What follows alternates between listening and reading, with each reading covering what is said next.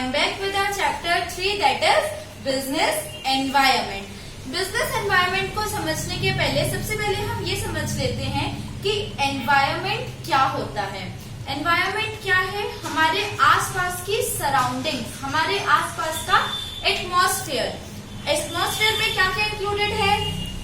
Living things and non living things. सबसे पहले आपको मैक्सिमम ये क्वेश्चन 2 मार्क्स के लिए आता है, तो आप ये आंसर कैसे लिखेंगे? 2 लाइन्स में सबसे पहले आप एनवायरनमेंट को डिस्क्राइब करेंगे, दैट व्हाट इज एनवायरनमेंट. उसके नीचे आप क्या डिस्क्राइब करेंगे? What is business. तो बिजनेस किन 2 वर्ड से मिलकर बना हुआ है? बिजी प्लस नेस. बिजी मतलब कि हमें किसी काम में बिजी रहना, और नेस मीन्स की अर्निंग मनी. तो बिजनेस का मतलब क्या हुआ? उस काम में बिजी रहना जिसमें हमें कुछ मनी अर्न हो. तो सबसे पहले आपने एनवायरनमेंट डिस्क्राइब किया, उसके नीचे बिजनेस डिस्क्राइब किया, देन आफ्टर आप क्या करेंगे? Business environment. So what is business environment? Business environment is the macro framework within which the business undertaking conducts various activities.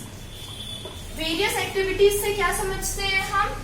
Purchasing, selling, marketing. तो बिजनेस एनवायरनमेंट क्या है? बिजनेस एनवायरनमेंट एक macro framework है. हम कोई भी काम को करते हैं तो एक बाउंडिंग सराउंडिंग्स रहती है, उसके लिमिट में रह के ही हम काम करते हैं. तो business environment is the macro framework जिसमें हम वेरियस एक्टिविटीज कंडक्ट करते हैं. Business environment it can be classified into 2 categories. Business environment 2 categories में डिवाइडेड है. कौन कौन सी? इंटरनल और एक्सटर्नल. अब इंटरनल में क्या आता है और एक्सटर्नल में क्या आता है? Businessman, workers, employees are included in internal environment. Internal environment मतलब हमारे बिजनेस के अंदर का एनवायरनमेंट. और बिजनेस के अंदर कौन कौन होता है? बिजनेसमैन, हमारे वर्कर्स, हमारे लेबर्स, हमारे एम्प्लॉइज. ये सारे किसमें आते हैं? इंटरनल एनवायरनमेंट में.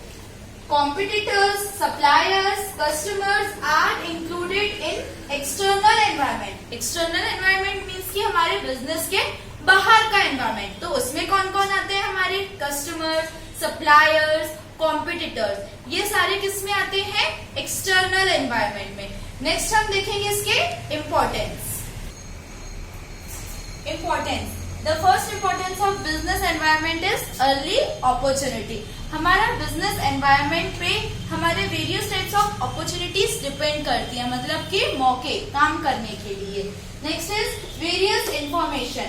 हमें different types of information मिलती है regarding whom?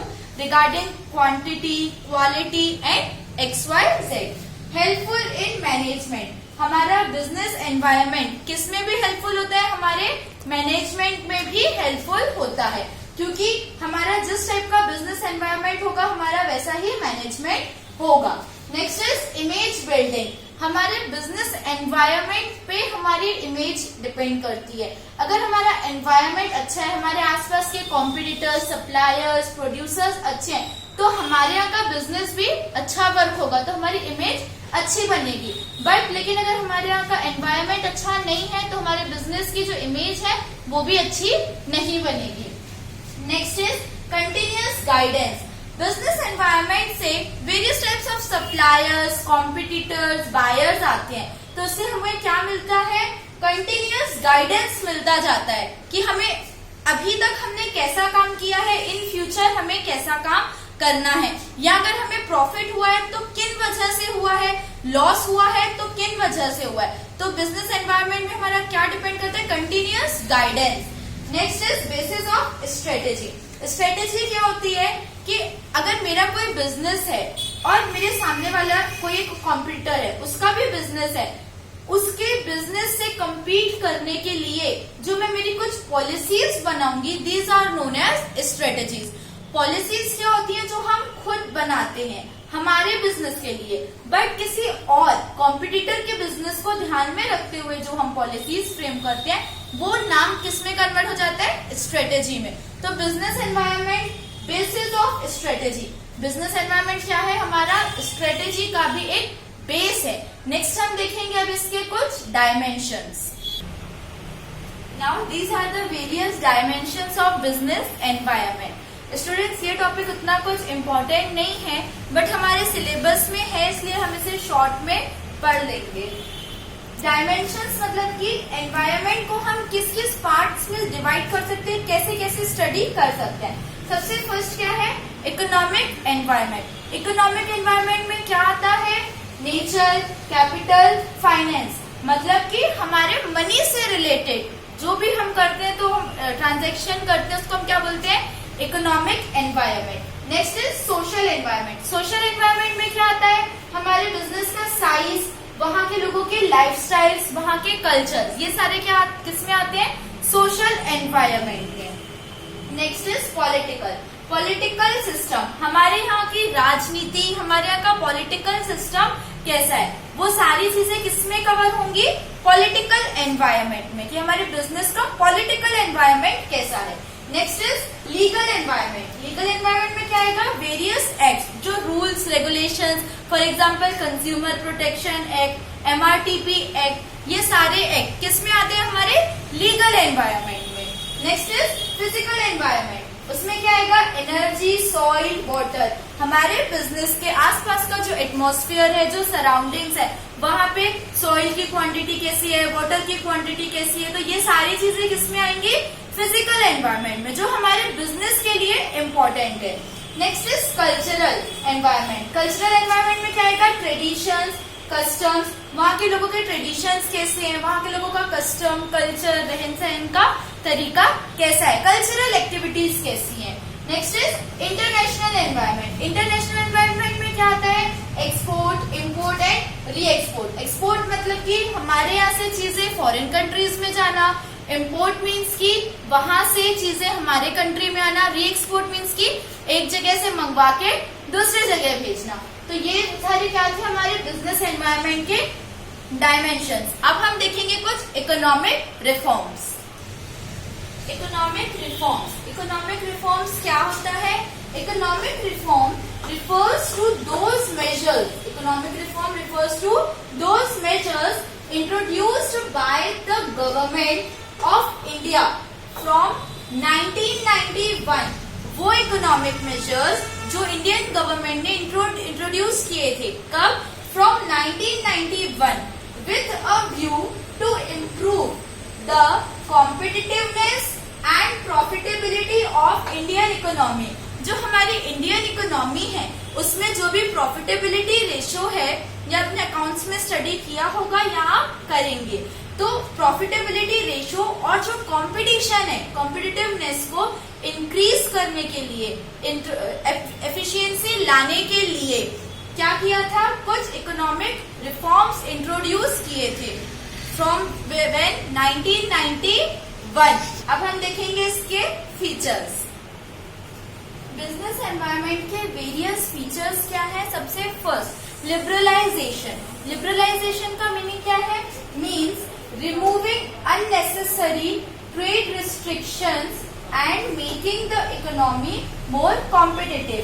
जो अननेसेसरी ट्रेड रिस्ट्रिक्शंस है, मतलब कि जो प्राइवेट सेक्टर है, उनको जिस काम के लिए परमिशन नहीं थे या जिस काम के लिए उनको अलाउ नहीं किया गया था, वो सारे रिस्ट्रिक्शंस को हटा देना, वो सारे रिस्ट्रिक्शंस को अलग कर देना इज नोन एज लिबरलाइजेशन। इसको आप एक वर्ड में लर्न कर सकते हैं, क्या?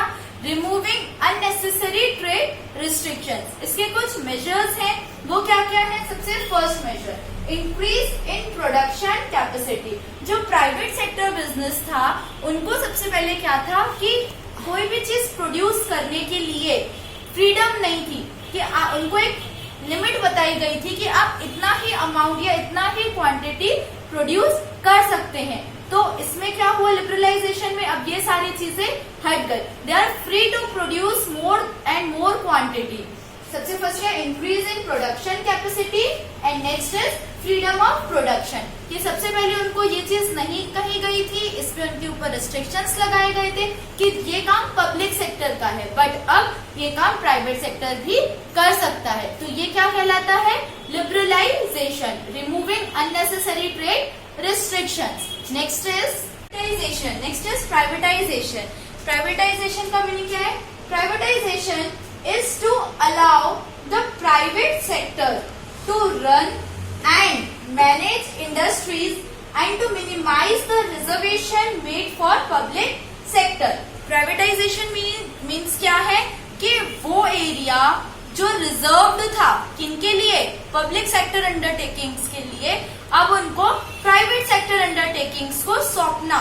मतलब वो काम जो पब्लिक सेक्टर अंडरटेकिंग करती थी, अब वो काम कौन करेगा, प्राइवेट सेक्टर अंडरटेकिंग करेगी। जो उनके लिए रिजर्व्ड थी पोजीशन, अब वो चीज रिजर्व नहीं है, इट इज अनरिजर्व। इसके मेजर्स क्या क्या है, डीनेशनलाइजेशन एंड डिसइन्वेस्टमेंट। डीनेशनलाइजेशन का मीन्स क्या है, असेट ट्रांसफर। मतलब कि वो कुछ एरिया, वो कुछ असेट जिसपे सिर्फ किसका हक था, पब्लिक सेक्टर अंडरटेकिंग का हक था, अब वहां पे कौन काम करेगा, प्राइवेट सेक्टर अंडरटेकिंग। फ्री में नहीं, वहां पे उनको पेमेंट देके। डिसइन्वेस्टमेंट का काम क्या है, conversion of equity capital of public sector into private sector. जो इक्विटी शेयर कैपिटल थी जिसपे एक नियम था कि अब ये पब्लिक सेक्टर का है, तो वो चीज अब नहीं है। डिसइन्वेस्टमेंट में क्या हो गई है, वो ट्रांसफर हो गई है, किस में, पब्लिक सेक्टर अंडरटेकिंग में। Next is globalisation. Next is globalisation. Globalisation का मीनिंग क्या है, globalisation refers to free interaction among economies of the world. मतलब कि जो भी हमारी इंडियन इकोनॉमी है या जो हम इंडिया के अंदर काम करते हैं, उसको वर्ल्ड की इकोनॉमी से इंटरेक्ट करना। किस फील्ड में, in the field of trade, finance, investment and production. Trade करना वर्ल्ड इकोनॉमी से, मतलब फॉरेन कंट्रीज से ट्रेड करना, इम्पोर्ट एक्सपोर्ट, फाइनेंस, वहां की करेंसी को इम्पोर्ट करना, यहाँ की करेंसी एक्सपोर्ट हो, इन्वेस्टमेंट, फॉरेन कंट्रीज में किसी भी चीज में इन्वेस्ट करना या वहां के लोगों का यहाँ पे इन्वेस्टमेंट लेना, और प्रोडक्शन करना, whether it is in Indian country और इन फॉरेन कंट्री। तो ग्लोबलाइजेशन का मीनिंग क्या है, free interaction with in the world economy. इसके मेजर्स क्या है, कॉम्पिटिशन। ऐसा करने से क्या होगा, हमारे इंडियन इकोनॉमी में कॉम्पिटिशन बढ़ेगा लोगों में। और next is improvement in banking sector. जब हम हमारी करेंसीज एक्सचेंज करेंगे, फॉरेन करेंसीज का यहाँ पे लाना या इंडियन करेंसी का एक्सचेंज होना, तो इससे क्या होगा, हमारे बैंकिंग सेक्टर्स, जो हमारी बैंक फैसिलिटी है, वो भी इंक्रीज होगी। Next is modernisation. मॉडर्नाइजेशन का मीनिंग क्या है, modernisation means adoption of modern technology of production and use of up to date machines। Modernisation का मीनिंग क्या है, न्यू टेक्नोलॉजीज को एडॉप्ट करना। पहले की मशीन्स का वर्क क्या था, कुछ और था, वो आज की मशीन्स के कंपैरेटिवली वर्क नहीं कर सकती थी। तो मॉडर्नाइजेशन का मीनिंग क्या है कि न्यू मशीन्स को एडॉप्ट करना, फॉर व्हाट पर्पस, हमारा प्रोडक्शन एक्टिविटी को इंक्रीज करना। इससे क्या होगा, हमारा कॉस्ट ऑफ जो प्रोडक्शन है वो रिड्यूस होगा, कम अमाउंट में ज्यादा प्रोडक्शन होगा और क्वालिटेटिव प्रोडक्शन होगा। सो मॉडर्नाइजेशन मीन्स की अप टू डेट मशीन्स का यूज करना, कॉस्ट ऑफ प्रोडक्शन को रिड्यूस करने के लिए, क्वांटिटेटिव एंड क्वालिटेटिव प्रोडक्ट्स को इंक्रीज करने के लिए। इसके मेजर्स क्या थे, डाइवर्सिफिकेशन। डाइवर्सिफिकेशन का मीनिंग क्या होता है, आप इसको एक एग्जाम्पल से समझिए। पहले क्या था, मैगी थी, मैगी की जो कंपनी है उसका क्या आती थी, सिर्फ मैगी आती थी। अब आप देखते हैं मैगी का सॉस भी आने लगा है, मैगी मसाला आने लगा है।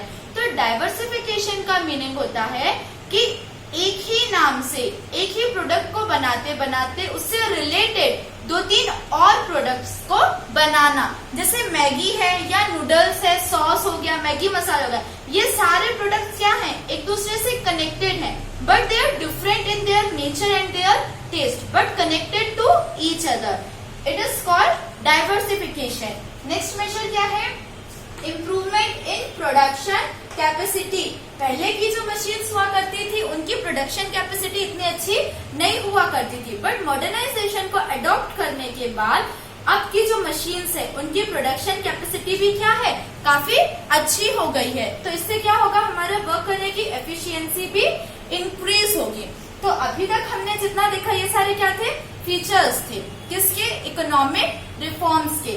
तो स्टूडेंट्स ये जितना भी मटेरियल अभी तक हमने स्टडी किया ये क्या है, थर्ड लेसन हमने यहाँ पे कवर कर लिया है। नेक्स्ट अब हम मिलेंगे with chapter 4। So thank you for watching my videos.